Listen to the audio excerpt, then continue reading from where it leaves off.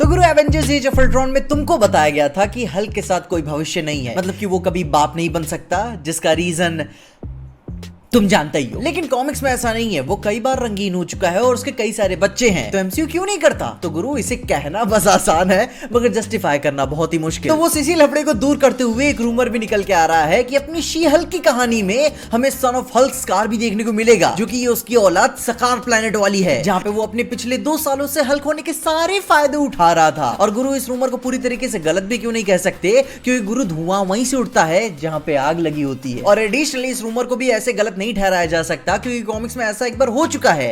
Hulk गए थे scar, उन्हें हो गया कायरा से प्यार और फिर वही हुआ जो नहीं होना चाहिए था। साला मैं तो इसको भोला समझता था यार, ये तो खिलाड़ी निकला।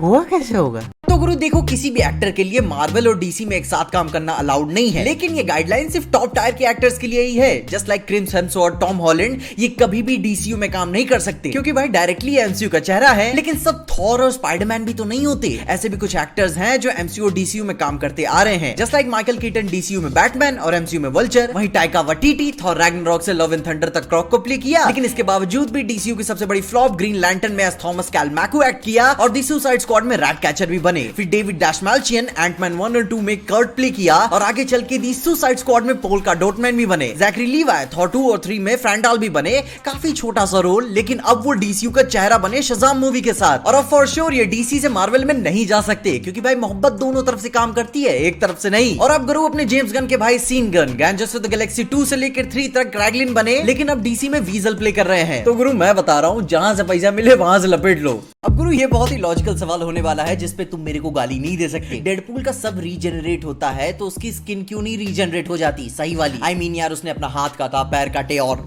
वो भी काट दिया होगा, तो सब कुछ तो उग जाता है, तो स्किन की क्या दिक्कत है? उसको भी खुर्च खुर्च के उससे सही कर दे, सिंपल। तो गुरु मैं चूतिया होऊंगा मगर डेडपूल का लॉजिक नहीं। तो कॉमिक्स में ही ये बताया गया है कि डेडपूल की हीलिंग फैक्टर सिर्फ उसके डीएनए को ही नहीं बल्कि उसके कैंसर को भी मैनिपुलेट कर चुकी है। मतलब कि उसकी सेक्सी बॉडी में क्या होता रहता है कि उसके कैंसर सेल्स कॉन्स्टेंटली म्यूटेट होकर उसे चेंज करते रहते हैं, और वहीं उसका हीलिंग फैक्टर सेल्स को रीजनरेट करता रहता है, तो वहीं उसके कैंसर सेल्स उसे मारते रहते हैं। मतलब कि सिंपल भाषा में क्या होता है कि उसका आशीर्वाद ही उसका अभिशाप है। उसकी बॉडी कॉन्स्टेंटली कैंसर को क्योर करती रहती है और रीजनरेट करती रहती है, क्योंकि उसके ऊपर जो जबरदस्ती का म्यूटेशन हुआ था, तो उसकी बॉडी को उस कैंसर ने अडेप्ट कर लिया कि ये हरामखोर है ही ऐसा। एंड दैट्स व्हाई गुरु लोग डेडपूल की मेंटल स्टेबिलिटी का भी ये दोषी है। तो गुरु लोग डेडपूल सेक्सी दिखता जरूर होगा मगर बीमार है, और पता नहीं इसकी बीमारी की आग किससे बुझाई जा सकती है।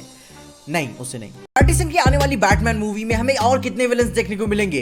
सबसे पहले दी जोकर बैरी क्यूगन के लास्ट सीन में अपन को वो कंफर्मेशन देखने को मिल ही जाता है कि मैट रिव्स ये मौका लपक के ले लेंगे। फिर दूसरा कैरेक्टर आता है दी हश। अब ये कोई कोइंसिडेंस नहीं होने वाला है, क्योंकि भाई जो रिपोर्टर मरा था उसका लास्ट नेम था एलियट, और कॉमिक्स में हश का असली नाम क्या है? थॉमस एलियट, जो कि ब्रूस का बचपन का दोस्त था। तो उसके बाद जैसे ही रिडलर ने वेन की फैमिली को बेनकाब कर लिया, तो प्रोबेबली उस रिपोर्टर का बेटा थॉमस एलियट के बाप का बदला ले लेगा। आगे आता है टू फेस, गॉथम के करप्ट डिस्ट्रिक्ट अटर्नी भी झुलस गए थे, तो मे बी टू फेस की तरह कमबैक मार दे। उसके बाद बैटमैन के क्लाइमेक्स में अपन को जो बैटमैन का जोश मारने वाला अपने को सीरम देखने को मिलता है, जो कि बहुत हद तक सिमिलर है बेन के वेनम सीरम से, और वो भी इसलिए नहीं कि वो हरा था बल्कि उसका रिएक्शन इतने ज्यादा जोशीला था। और लास्ट में आता है अपना रेड हुड। पिक्चर के शुरू में अपन को जो बच्चा देखने को मिलता है जो फाइट्स में इन्वॉल्व नहीं होता है, एक्चुअली में इससे मिलती जुलती कहानी रेड हुड की भी है। मे बी ऐसे ही कमबैक मार दे।